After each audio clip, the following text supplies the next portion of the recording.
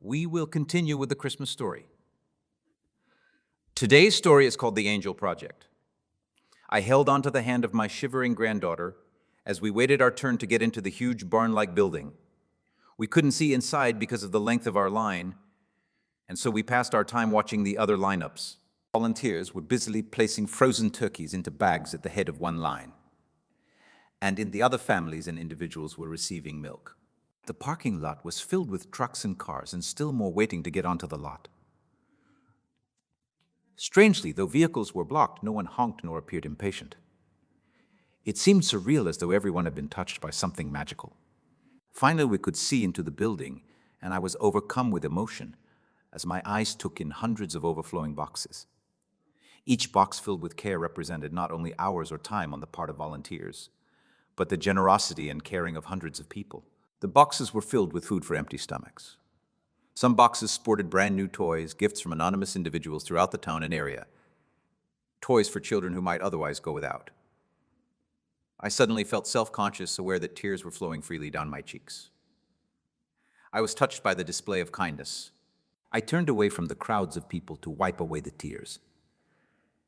And just as I did, I was to see everything in a kind of mist and glow-like appearance. How fitting to see the Angel Project in this way. It was 4 days before Christmas, and today marked the climax of the Angel Project. This was the day that families in need could pick up food hampers and toys. Everything was donated through the generosity of strangers. Finally, it was our turn at the table, and I found it difficult to speak past the lump in my throat. I was overwhelmed by all that was happening around me. Every box in that massive room represented the love of others. Every toy had been carefully selected to be given away, yet the receiver and the sender would never meet. Instead of Christmas shopping or cleaning, instead of baking cookies and decorating a tree, these people had dropped everything to sort, label, and number boxes, and to hand out delivery addresses to volunteers to drop off boxes for those who had no transportation. I could feel something extraordinary there in that building. It wasn't tangible or quite definable, but there was something special, beyond friendliness, and I felt privileged to be there and be a part of it all. People helped us pack the trunk and back seat of my car with food and toys for the first family, and we set off to locate the address. As we drove along, I felt blessed to have a tank full of gas and the opportunity to be among the delivery people in the Angel Project. Janie, my granddaughter, had arrived from British Columbia for a visit. And when I had suggested that we participate as volunteers in this annual event, she grinned and said, "Yes, let's do it." I was not prepared for the greeting we were about to receive. I located a basement suite, and when no one answered after ringing the bell, I ventured down a set of steps and began calling out, "Hello, is anyone home?" A lady opened a door, and as soon as I mentioned who I was and why I was there, the woman began to shout. She was overjoyed and was calling out to some unseen person that we were there. Next, she ran ahead of me up the stairs, calling out to a neighbor. They're here, the Angel people are here." She ran up to the car, out there in the snow with only socks on her feet, and began thanking us. She continued to thank us with each box we unpacked. And though we gently reminded her that we were only the delivery people, she could not contain her joy. And she continued thanking us again and again. At the second house, there were young children, and when we introduced ourselves and explained why we're there, the children were sent upstairs and were admonished not to peek. I knew then that what we were about to unload might very well be the total sum of their Christmas presents. Jenny carried in the teddy bears, the huge craft set, and the 2 other toys, all of which had been specifically chosen by Angel Project volunteers for these children. The mother helped me with the heavier food boxes, and I knew this abundant supply would last a number of days. As we left, we exchanged Merry Christmas greetings. The woman paused just before the door closed. She looked directly at me, and her eyes looked misty as she said, "Thank you so much." I shut my car door, fighting tears and choked up feeling. This giant rush of emotion burst inside me as I pictured those children on Christmas morning opening the wonderful gifts chosen by strangers. I could imagine tummies filled with good meals throughout the season. All this because generous individuals opened their hearts and purse strings for people they did not know. For Janie and I, we got to spend a special day together being a part of something beautiful and unforgettable. And though we were only delivery people that day, the feeling I experienced was that of being the one who had received the gift. God will bless you. We will continue with the Christmas story. Today's story is called The Christmas Candle. On a snowy Christmas Eve, a young man made his way along a dark, deserted cobblestone street. His name was Thomas, and he was wrapped in a woolen cloak, a knapsack flung across his back. In his hand hung a tin candle lantern. Behind the lantern's glass panes sat the remains of a spent candle. When he saw the glow of candlelight through the shop window of the chandler, the village candle maker, he hurried his steps, turning onto the snow-covered pathway. In Thomas's way stood a beggar shaking his cup for coins. Thomas pushed him aside impatiently and opened the door to the shop. Inside the shop, metal pots filled with tallow and beeswax hung from a stone hearth. The old chandler stood with his sculptor's tools in his hands, surrounded by the beautiful creations he had made out of wax. "I'm lucky to find you here," Thomas said. "The town is empty." The old man gazed silently at Thomas as the young man glanced about at the rows of sculpted candles.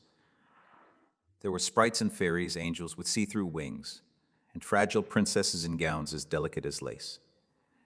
They smelled of myrrh and frankincense and meadow flowers. "You are a foolish old man," Thomas said. "You spend hours making beautiful things that devour themselves. How long before the flame melts an angel into an ugly clump of wax?" He pointed to a row of simpler candles. "I only need light. I will take one of those." The chandler looked steadily at Thomas. "The Christmas candles are of no good to you." Thomas was startled by the stern response, but he laughed. "It would do me much good not to stumble in the dark." "Are you playing me, old man?" "I will not pay more for your candle than it is worth. It is only 4 coppers, but you may find it costly." The old man's words were strangely serious. "I have money. Give me the candle," Thomas shouted. "It is late, and my family is waiting for me. I need illumination to find my way." "Then it is illumination you desire?" the chandler asked softly. "That is what I need," Thomas replied. The candle maker nodded slowly. "So you do." He took a candle, dipped it over a flame, then placed it inside the lantern's tin frame. Thomas dropped some coins on the counter and walked to the door. The old man's lips pursed in an odd, amused smile. "Merry Christmas, my brother," he said. The farewell surprised Thomas. "To you as well," he stammered. Then he hastily stepped out into the darkness, the lantern lighting the road ahead. Thomas had traveled only a short distance when a shadow emerged from an alleyway. "Oh, rubber," he thought fearfully. He held out his lantern. "Who's there?" he called. Then, in the light of the candle, he saw it was only a frail woman huddled against the cold. "Sir," cried the woman. "A pence, please." His eyes narrowed in contempt at the beggar. Then, as he looked at her more closely, he gasped. He knew her face well. It was his own mother. "Mother, what is this prank? Why do you greet me as a beggar?" The woman stared at him. "Just a halfpence, sir." "Why are you here? Where are my brothers?" "My sister?" Thomas asked. He reached out to her, but she pulled away. "Mother, how peculiar you act. You will catch a chill. Here, take my cloak." He removed it and held it out to her. Cautiously, the woman came forward, then snatched the coat and retreated into the shadow. But as she moved from the lantern's light, her appearance changed. She was not his mother, but a beggar indeed. With Thomas's cloak in hand, she disappeared into the darkness. "A strange trick," he said to himself. He wrapped his arms around his chest, wishing he had kept his cloak. "It is I who will catch a chill." Thomas walked on, quickening his pace against the frigid air. As he passed beneath the awning of a darkened inn, the candle revealed another form lying in the gutter. He held out the candle and again gasped. Has the universe gone mad?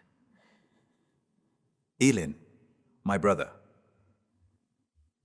are you sick?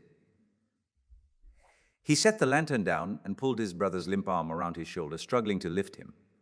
Elin, I cannot carry you. He pounded on the inn's door, which was opened by a grim-faced woman. My brother is sick and I fear he will freeze before I can come back for him. May I bring him inside? For the price of a night, she cackled. A shilling.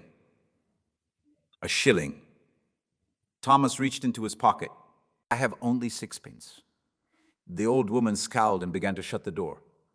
Wait, my knapsack is worth more than a shilling, Thomas cried. And the trousers inside are newly tailored.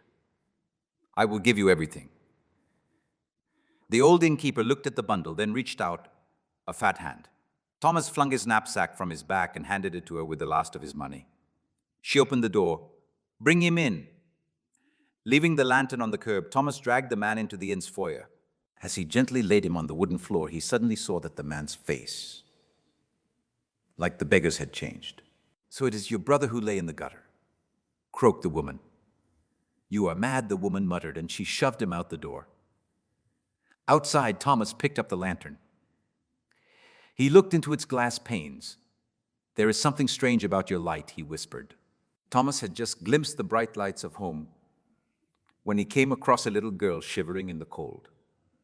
Have you anything to eat, sir? She asked in a faint voice. Thomas felt a stir in his chest. This child was tiny, no bigger than his sister. Suddenly he pulled the lantern away. He wouldn't shine it in her face. He could guess its trick. And what could he do for this poor waif? He had no food or money left to give. I have nothing, Thomas murmured as he left her, willing himself not to turn around. Penniless and cold, Thomas trudged onward, hardly glancing at the familiar houses of his childhood. His own home was dressed for the season, and music and laughter came from inside. As he entered the foyer, his mother greeted him with great excitement. Thomas, she exclaimed, you have arrived. Hearing her cry, his sister and brothers rushed into the room to welcome his arrival. When the joviality had begun to settle, his mother looked at him peculiarly. Thomas, where's your cloak? Yes, said his brother Ellen, and why have you no pack? Thomas gazed solemnly into their bewildered faces. I gave everything away, he said. To whom? His mother asked, puzzled. Thomas looked down at the waning Christmas candle. The old man spoke the truth. You are costly, a smile of understanding slowly spread across his face, but of great worth. What is this riddle? What old man? His sister asked. A wise man who sculpts candles. Thomas replied as he gazed at the face of his sister. And just then, in his mind, her bright face became the woeful, hungry face of the poor child in the cold. Thomas looked at the sumptuous banquet laid out on the table. Suddenly, he turned to the door. Thomas, where are you going? His sister asked. I must see about another member of our family, he said. And as he left the warm, fragrant house for the cold night, Thomas's heart was warm with joy. For that Christmas Eve, a lesson was learned and taken to heart. If we will see things as they truly are, we will find that all, from great to small, belong